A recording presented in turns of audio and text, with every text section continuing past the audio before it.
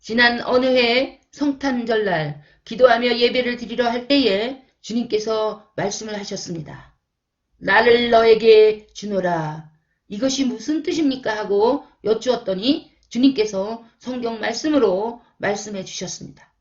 요한계시록 2장 17절 말씀에서 이기는 그에게는 내가 감추었던 만나를 주고 신도를 줄 터인데 그 돌 위에 새 이름을 기록한 것이 있나니 받는 자밖에는 그 이름을 알 사람이 없느니라. 또 2장 28절에 내가 또 그에게 새벽별을 주리라. 이 말씀은 주님 자신을 주시겠다는 뜻이었습니다. 그러나 이 말씀이 잘 이해가 안 되었습니다. 그런데 꿈에 내가 사랑하는 사람이 나타나서 나 말고 다른 이에게 꽃다발을 한아름 선물로 주었습니다. 내가 마음이 상하고 섭섭해서 왜 꽃다발을 나에게 안 주고 다른 이에게 주느냐고 따졌습니다. 그랬더니 너에게는 꽃다발보다 더 중요한 사랑하는 내가 함께 있지 않느냐 하였습니다. 그 말을 듣는 순간 온몸에 전율이 오면서 내 마음이 사랑의 불로 뜨거워지며 행복감이 느껴졌습니다. 예수님께서 나를 너에게 주노라 하시는 말씀은 나를 위해 죽기까지 사랑하는 예수님께서 나와 함께 하겠다는 그런 뜻이었습니다. 이것은 하나님께서 나에게 주신 엄청난 사랑의 선물이었습니다. 이 사랑은 영원히 변치 않는 사랑이고 무한한 사랑이었습니다. 하나님께서 나를 사랑하셔서 예수 그리스도의 십자가 사랑으로 나를 구원하시려고 이 땅에 보내셨다는 것이 더욱 깨달아졌습니다. 감추었던 만나인 성경이 더욱 깊게 열어지면서 지난 날들이 율법적인 신앙이었다면 이제는 하나님은 사랑이라는 신앙으로 열어졌습니다. 너무나 크신 주님의 사랑에 압도되어 고백이 저절로 나왔습니다. 주님, 나를 떠나지 마소서. 나를 버리지 마십시오. 하나님 감사합니다. 저도 변하지 않겠습니다. 하나님의 사랑을 떠나지 않겠습니다. 끝까지 이 사랑에서 지키겠습니다. 베드로 사도처럼 나도 배반할지 모르지만 지금 내 마음은 진실로 사랑합니다. 사랑하는 주님으로 말미암아 무엇이든지 할 수 있고 그 사랑 때문에 나의 생명까지도 드릴 수 있었습니다. 하나님의 사랑으로 말미암아 환난이나 적신이나 위험이나 그 무엇도 넉넉히 이길 수 있었다고 고백한 사도 바울의 말씀이 이해가 되었습니다.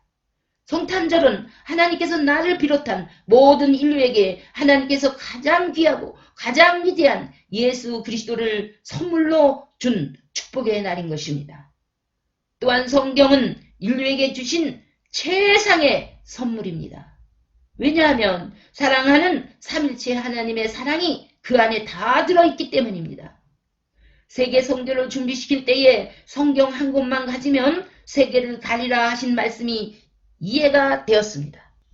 사랑하는 그분이 성경 안에 들어있고 또한 그 사랑을 온 인류 모든 백성을 사랑하시는 하나님의 마음이 그 안에 들어 있습니다. 주님께서 사랑하는 제자 베드로에게 내가 나를 사랑하느냐? 내가 다른 사람들보다 더 나를 사랑하느냐? 그러면 내 양을 먹이라 하신 말씀이 깊이 이해되었습니다. 아가서 8장의 말씀처럼 세상의 무엇과도 바꿀 수 없는 사랑의 관계가 이루어져 이 복음을 전하게 되었습니다. 하나님은 완전한 사랑이십니다. 이사야 선지자에게 귀는 있어도 듣지 못하고 눈은 있어도 보지 못하고 입은 있어도 벙어리요 손은 있어도 손마른 자가 되어 있는 내 백성들을 이끌어내라 하신 것처럼 기머거리요 장님이요 벙어리요 쓸모없는 자가 된 하나님의 백성들을 하나님의 말씀으로 이끌어내어 고침을 받고 영생을 주려 하시는 것은 인류에게 주시는 하나님의 사랑이요 선물이요 축복입니다. 끝이 왔다는 이 시대에 하나님께서 권능으로 사랑하시는 자녀들을 애굽 같은 세상에서 하나님의 사랑의 품으로 새하늘과 새 땅으로 이끌어드리고 계십니다. 계시록 8장에서 13장 말씀을 통하여 하나님께서 하시는 일들을 살펴보겠습니다. 하나님께서 7가지 재앙으로 세계의 3분의 1을 치신다고 말씀하십니다. 첫째, 피 섞인 우박과 불이 쏟아짐에 불이 나와서 땅의 3분의 1이 타버리고 수목과 푸른 풀이 타버렸다. 둘째, 붉은 눈, 큰 산과 같은 것이 바다에 던져짐에 바다의 생명을 가진 피조물들이 죽고 배들이 3분의 1이 깨지더라. 셋째, 큰 별이 하늘에서 떨어져 강들의 3분의 1과 여러 물샘에 떨어져 쓴물이 됨으로 많은 사람이 죽더라. 넷째, 해와 달과 별들이 타격을 받아 3분의 1이 비침이 없고 어두워진다. 공중에 날아가는 독수리가 큰 소리로 이르되 화가 있다 하더라. 다섯째, 무저갱의 구멍에서 황충이 연기 가운데로 올라오며 사람들을 괴롭히고 죽이고자 하더라. 그러나 하나님의 인침을 받지 않은 자들만 해하라 하더라. 여섯째, 마병대들을 통해 사람들의 3분의 1을 죽이더라.